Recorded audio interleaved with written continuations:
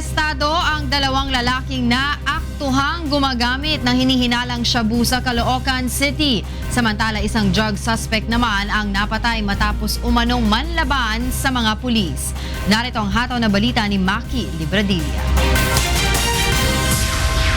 Iba't ibang tama ng bala ng baril sa katawan ang ikinamatay ng hinihinalang drug pusher sa Caloocan City ayon sa North District Police Scene of the Crime Operatives.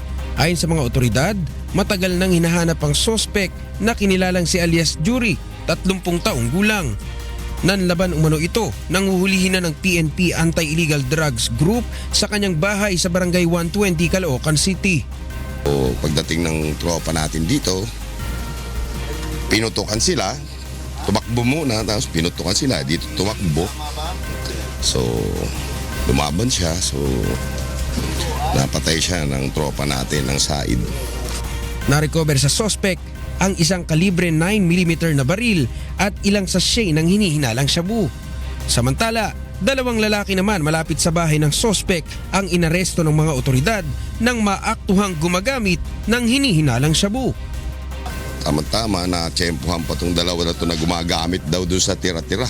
Dahil yun ata ang pambayad doon sa ina-alter na motorcycle na service nitong si alias Jury. Kung ida-drug test ka ngayon, ano sa tingin mo yung magiging resulta? Magpa-positive po, sir. So gumagamit po kayo? Opo, sir. Ano? Yung gumagawa po niyan, yung tira nila, pinasimot sa amin eh. Maki Libradilla, UNTV News and Rescue, Caloocan.